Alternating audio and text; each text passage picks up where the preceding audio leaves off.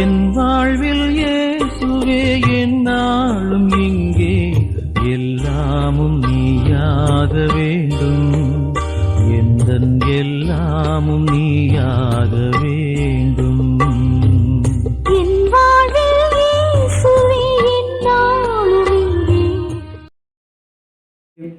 மகன் தூய ஆவியின் திரியேக ஆசீர்வாதம் நம் அனைவரையும் காப்பதாக. ஆமேன். இந்த நாளின் சிந்தனைக்காக நியாயாதிபதிகள் 3ஆம் அதிகாரம் 21வது வசனம். இடது கை நீட்டி தன் வலதுபுறத்து இடுப்பில் இருந்த கத்தியை எடுத்து அவன் வயிற்றிலே பாய்ச்சினான். அழகோடு கூட கைப்பிடியும் கூட செருகி வயிற்றுக்குள் குத்தினது.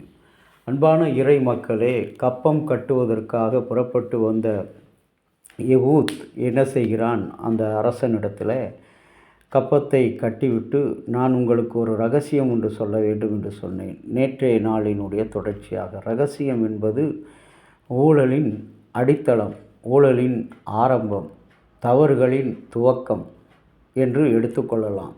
இன்றைக்கு நாம் நினைக்கிறோம் ரகசியம் என்பது காப்பது என்று சொல்லி. இல்லை, அது அழிப்பது. அதுதான் உண்மை. இன்றைக்கு ஒரு பெரிய உலகத்தினுடைய மனித உரிமை மீறல், அந்த ராஜாவுக்கு ஏற்பட்ட அந்த அநீதி, இந்த யெகூத் அவனை ஏமாற்றி அனைத்து போர்ச்சேவர்களையும் அனுப்பிவிட்டு மேலறையிலே குளிர்ச்சியான இடத்திலே போய் அவரை கால் கழுவி கொண்டிருந்த அந்த மனிதன் மீது என்ன செய்கிறான்? தன்னுடைய கத்தியை வயிற்றுக்குள் பாய்ச்சுவதை பார்க்கிறோம். ஒரு மனிதனுடைய உயிரை பறிப்பது பழைய ஏற்பாட்டிலே அது ஒரு பலியாக எண்ணப்பட்டாலும், ஒரு பழிக்கு பழி வாங்குகிற உணர்வாக எண்ணப்பட்டாலும் அது ஒரு மனித உரிமை மீறல் என்று எடுத்துக்கொள்ள வேண்டும். உண்மையாகவே ஒரு மனிதனுடைய உயிரை பறிப்பதற்கு இன்னொரு மனிதனுக்கு என்ன உரிமை இருக்கிறது? இந்த யெகூத் அரசன் செய்த அந்த தவறான ஒரு செயல், அந்த ஏமாற்றுத்தனமான செயல். ஆகவே தான் இன்றைக்கு ரகசியம் என்று சொல்லி யாராவது நம்மோடு இருந்தவர்களை விட்டு நாம் புதிதாக வந்த நபர்களோடு கைகோர்த்து நாம் செல்லும் பொழுது நம்முடைய உயிருக்கோ, நம்முடைய வேலைக்கோ, நம்முடைய பணிக்கோ, அதிகாரத்துக்கோ நிச்சயமாக ஒரு ஆபத்து உண்டு என்பதை இங்கே இந்த சம்பவம் வலியுறுத்துகிறது.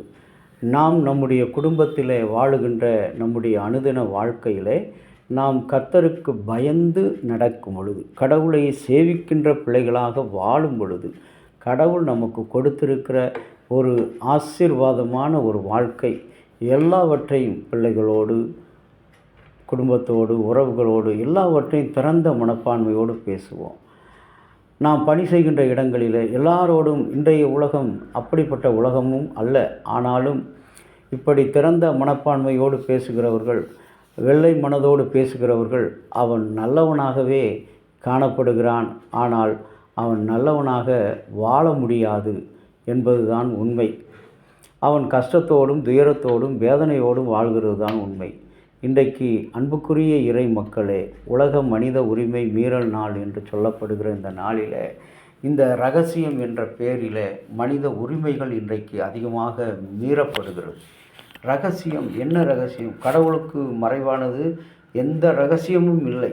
அப்படிப்பட்ட உலகத்தில் வாழ்ந்து கொண்டிருக்கிறோம். ஆனால் நாம் தான் இன்றைக்கு குடும்பத்தில் ரகசியம், வேலையில் ரகசியம், ஆவிக்குரிய வாழ்க்கையில் ரகசியம், திருச்சபையில் ரகசியம் என்று சொல்லி நாம் அநேக உயிர்களை பழிவாங்கி கொண்டிருக்கிறோம்.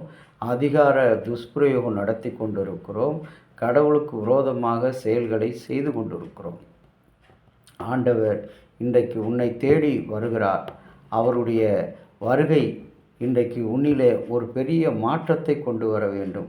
உன்னுடைய அடிமைத்தன கலையை உன்னிடமிருந்து எடுக்க வேண்டும்.